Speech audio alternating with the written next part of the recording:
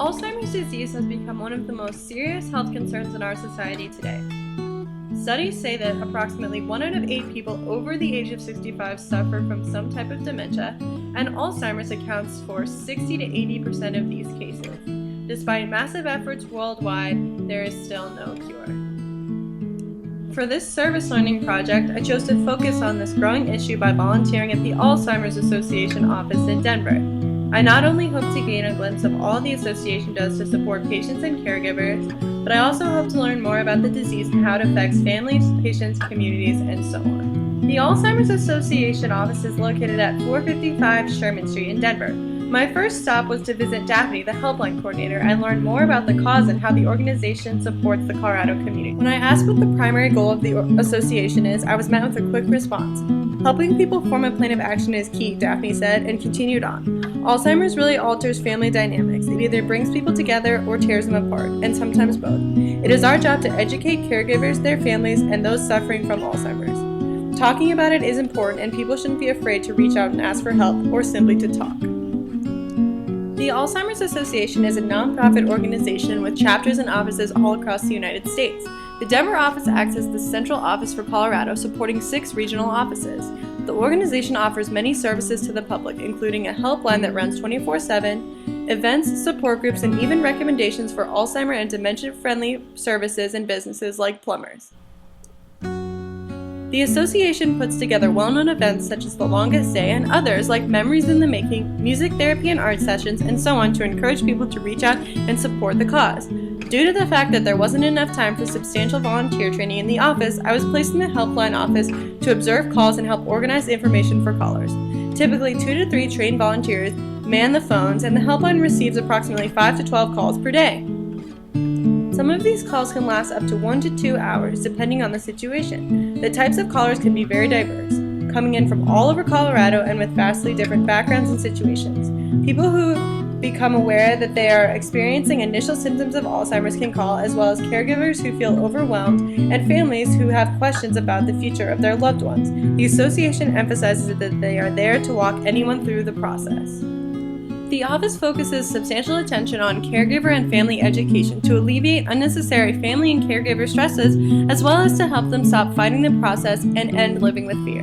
One of the most substantial effects of Alzheimer's is how it can affect family bonds and structuring. Previous family dynamics become completely shattered when a family member becomes diagnosed, forcing everyone to rebuild and reform ties. As the patient must relearn their new family role and identity, so must everyone else. As a result, all who are affected must go through a new development process. Alzheimer's affects development in a multitude of ways. In terms of the patient, it appears to set individuals back multiple stages of development as the disease progresses until they become mentally and socially like young children. Further research concerning the typical behaviors, brain function, and social capabilities would yield a more detailed map of how the disease specifically alters developmental stages achieved by late in life. Not only does this disease significantly affect individual development, but it also affects families, as mentioned before, and family members. Caregivers, oftentimes close relatives and spouses, must develop a new relationship with the person receiving care. Wives and husbands become much more than that, and thus this can be a difficult transition. These people must develop the caretaker identity and all the responsibilities that accompany it. In most cases, this transition is relatively rapid and forced, which likely has an effect on how the new identity is embraced. Though many theories about development are applicable to the umbrella that is Alzheimer's disease, there are a few that are particularly relevant. First, perhaps the most obvious theories to apply is that of Broff and Brenner. Alzheimer's, regardless of what lens you're looking through, the patient, the caregiver, the family, etc., causes major changes in all of the levels of Broff and Brenner's system, from micro to macro system. And in turn, these levels can also have an effect on the care a person receives, how they react to the diagnosis, and how they are able to care for a loved one, and so on. For example, if a family or a culture's values emphasize familial support and care, then families dealing with the disease will be more likely to provide care themselves. On the other hand, if a patient's family is unreceptive to becoming caregivers based on their mesosystem, they will likely move the person to a home where their care will be very different. Another interesting theorist to consider is Piaget, who focuses on normal cognitive growth over the lifespan. Technically, those suffering from Alzheimer's or should be in the formal operation stage, characterized by the capacity for abstract thinking. Alzheimer's essentially kicks the person all the way back to the pre-operational stage, appearing to reverse all development achieved. This is especially important when considering how to care for and relate to Alzheimer's patients, and therefore it should be taken into account by all caregivers and healthcare professionals.